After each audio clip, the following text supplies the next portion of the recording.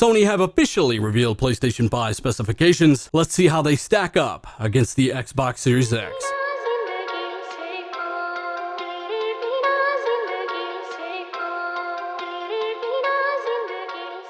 PlayStation 5 specs revealed in full, and you know what? I'm gonna be blunt.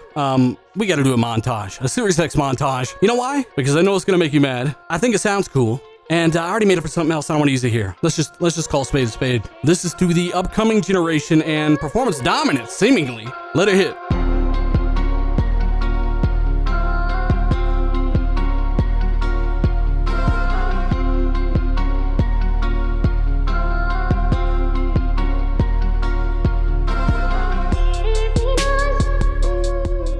What, cringy a little bit? Yeah, what about it? Yeah, right? I mean, seriously, at least I gave you something to watch and some cool music. Like, I could have just left an article on the screen, you know? I mean, come on. At the end of the day, hey, first I want to start by giving a shout out to Open Mike, producer, great music. The guy is awesome. Big shout out to him. And you know what? Secondly, we've got to get into, we got a lot of information today. And I usually don't really gloat and wallow in the filth like this, but after going through all of the things that I've gone through over the past year, all of these idiots telling me I said things I didn't say or accusing me of certain things without watching any of the videos. Fake insider after fake insider stepping up to challenge only to fall. You know what? Today's a pretty good day, guys. We found out some specifications for PlayStation 5. We can now nail everything down and begin to let you know what you can expect, or at least more specifically. As always, I know we got some mad fanboys in the comments here. You're not going to watch this part, but I will still say it. Both systems are going to be awesome. I've said it from day one. I expect one to be $100 cheaper, that being PS5 at $399 and the Series X at $500. Looking like they clocked those 32 CUs pretty. I'm very, very impressed with the clocks they've gotten out of this thing. It's absolutely insane. But hey, we've got every single little detail about PS5. We got a full comparison breakdown left to right. Let's get into it. Oh, and by the way, if you like the video, hit the like button, share this with a buddy or two. It really helps. More than you know. Subscribe, hit the bell icon, and maybe leave your social security number down below. So really, at the end of the day, I got to give a shout out to everybody who threw their hat in the ring with the predictions thing. You know, think of it as a Super Bowl of predictions, and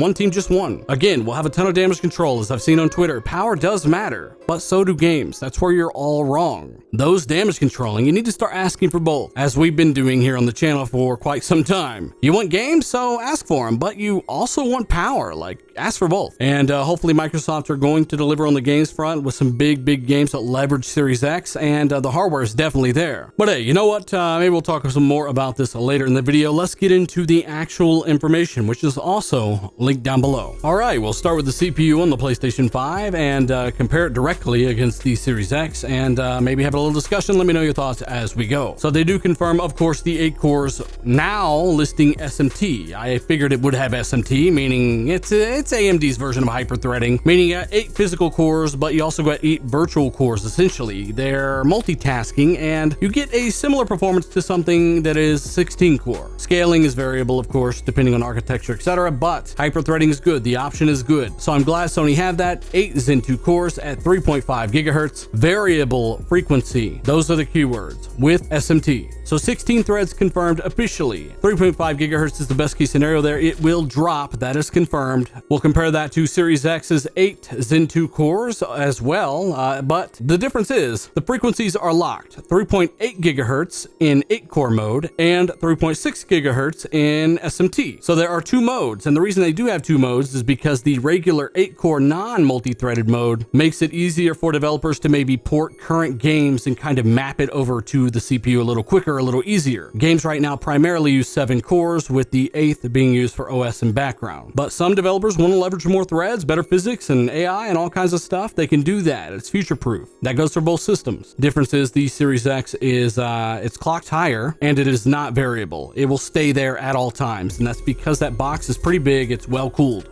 Graphics processor of the APU 10.28 teraflops as its maximum teraflop. Basically, how many calculations per second you can output with the chip. Newer RDNA architecture allows more per T-flop, more pixels, more effects. I've said this before, much more efficient. 2 T-flops of current day RDNA 2 is more like 3 or more of GCN. So imagine the Xbox One X having an extra teraflop over the Pro. That's one of the easiest ways I can explain it. So 10.28 as the maximum here, and that is a variable frequency, as I said. Sony did say it will boost up to that, and they are hoping it does maintain that frequency, but I would expect to hear about about this thing dropping frequency in the future. It happens on PC. It's normal. It's not necessarily a bad thing. They've overclocked the hell out of this thing. It's the only way they achieve 10 T-flops. And when this thing does underclock itself, it's going to actually drop down to 9 point whatever T-flops. The GitHub leak was absolutely correct. We told you guys these are AMD drivers. And when I reported on the Xbox specs on GitHub and I told you that the T-flop count and all that stuff was accurate, I was told that by a source. So I would assume that the PS5 one was accurate in terms of GPU metrics. Turns out that was the case. This is that 9.2 T-flop chip, but it's overclocked to hell. On GitHub, it was running at 2 gigahertz. This is running at 2.23 gigahertz. I can't believe they even got a clock this high, honestly, let alone on a console. So I can't wait to see the box, see what it looks like, see what kind of cooling solution they've got on this thing. So just know they're getting the absolute max from 36 CUs. And as I covered before, I think that's compatibility related. They had to stick with 36. They probably were planning on going with $400 anyways as a launch price. Hopefully that's the case, or they are not really going to fare well against Series X. And I guess time will tell. Ultimately, it's a wide performance delta. Like I said, it's 2 navi T-flops essentially, and that's more like 3 GCN or more. You could double your resolution. That's like 40, 50 extra frames per second on the GPU there, and you could do a lot with that. And again, that frequency is variable on the PlayStation. It will drop. Xbox Series X 12.16 T-flops, almost 12.2 T-flops here, 56 CU at 1825 gigahertz. They knew they wanted to go with a bit more power here. They did not want to clock this thing to hell, and they knew they could only hit 12 T-flops and do it with the wattage and the heat output if they had more compute units, and they are not restricted by their backwards compatibility. It's software-based, not hardware-based, so they are able to do whatever the hell they want. Again, that 1.825 gigahertz is not variable. It stays there the whole time. Microsoft knew Sony specs. They knew their stuff was variable. That's why they were specific on these clocks do not change. So yes, again, a very substantial delta there. As I've always said, GPU architecture is RDNA 2, hardware accelerated ray tracing, and we knew these things were already RDNA 2 based off of their ray tracing support. That is an RDNA 2 feature. They are fully custom. For instance, these are 7 nanometer chips, and RDNA 2 on the PC is 7 nanometer plus. They may have features cut out of them that really aren't really optimized or needed for console gaming, and maybe they saved $1 or $2 that way. Again, completely custom. So yes, both RDNA 2 features with hardware accelerated ray tracing. My opinion is that Series X will have better ray tracing based off what we heard so far, and honestly, they haven't been very forthcoming with the capabilities and information on the PlayStation side. And we already know the Series X, it's a bigger chip, it's bigger for a reason, it's got more silicon, more technology in it. I won't put a flag in the ground yet, but I'm very convinced, and I've been told that it is better. PlayStation 5 memory, 16 gigabytes of GDDR6, as well as, hey, Series X has the same amount, 16 gigabytes. Memory bandwidth, that 16 gigabytes of GDDR6 is capable of 448 gigabytes per second. If you did not know, the original PS4 was capable of just over 200. The Xbox Series X actually has a unified RAM pool, but it does have partitions that developers can put certain things in. I've had time to look into this. 10 gigabytes of it is very, very high performance. Primary gaming RAM, 560 gigabytes per second on that 10 gigabytes of GDDR6. So that is, that's well over 100 gigabytes per second bandwidth advantage there just in the 10 gigs. They've got another 6 gigabytes at 336 gigabytes per second. For reference, that's I think that's a little faster than the Xbox One X's RAM just in this partition of slower memory. And this would be used for things that don't need very, very high speed RAM, like GDDR6 clocked at the maximum. CPU things, audio things,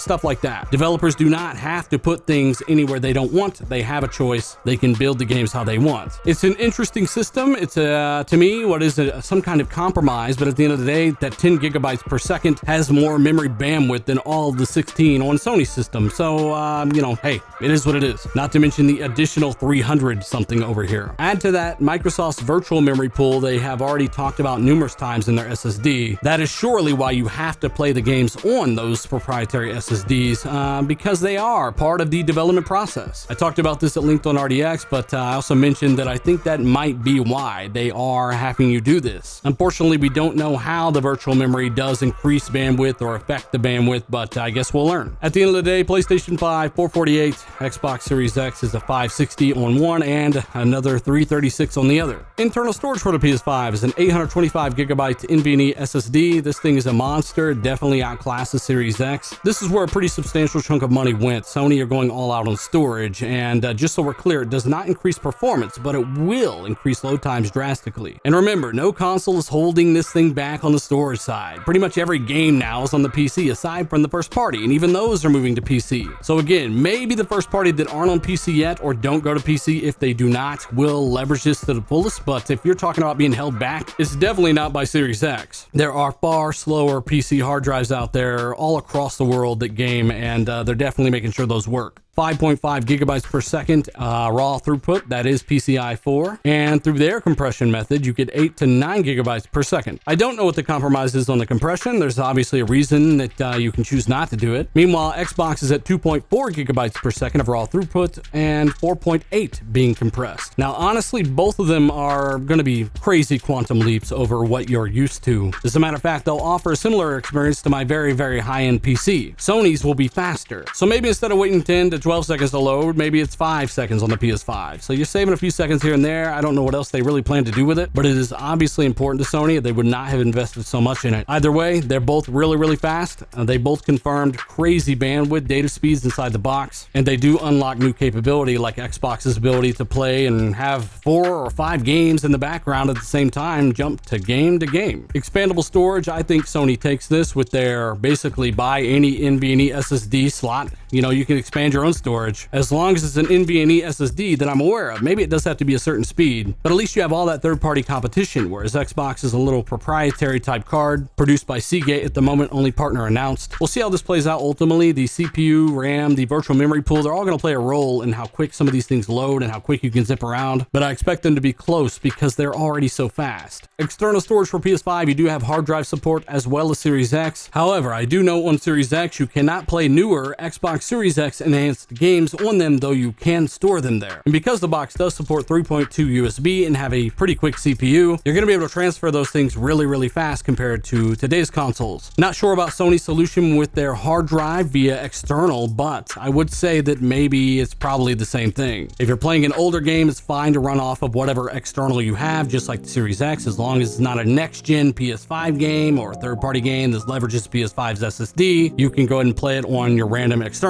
But everything coded for the system, every game that gets a patch, you will need to play it on the internal. Correct me down below if I'm wrong. They both have 4K Blu-ray drives. I still remember the days where people were like, no one wants Blu-ray, but now you have it. It's great. Options are good. They both support HDMI 2.1, variable refresh rate, etc. Right now, PlayStation 5 only has about 100 backwards compatible PS4 titles for it. That's kind of important to know, so consider that. Some of your purchases, if you own 600 games, well, you're only getting 160 of your library coming with you. Though I'm sure they will bring more of them, just as Xbox did. But right now, PS4 is the only system that has backwards compatibility, or forwards compatibility rather, for the PS5. Meanwhile, the Series X is compatible with the first generation Xbox, the 360, the Xbox One, all your Xbox One X enhancements, and yeah, pretty much all of them. And they're able to do this, like I said, through software. Prices are to be announced, but with this kind of performance delta, expect a $100 difference, I would assume. I think it makes sense, whether Sony wants to take a loss or not. Their plan was to shift more units than ever this generation. You know, Mark Cerny was saying it's the price gamers would love, or be very appealing to them. That is not $500 in my opinion. And honestly, with the performance delta here with Series X, like I've always said it would have, you've got over 100 gigabytes per second more memory bandwidth. You've got substantially more GPU power, the equivalent of 3+ T-flops GCN today. Again, a lot of frames, a lot of effects, a lot of pixels can be produced with that extra power. It is a lot. You've also got multiple CPU modes for developers that want to reduce SMT and utilize a higher frequency, and both of those frequencies from the get-go are higher than PS5's highest variable frequency. The word is cooling here. The reason this is happening, the reason these clocks are variables, because Sony could not have this thing at 9+ teraflops. They knew if they could get it to hit 22 whatever megahertz, they knew they could get it up to 10, it wouldn't look quite as bad. But honestly, they're both going to be great. I say that over and over, but again, it's just weird to see it all come out like this. So again, expect a substantial performance delta, and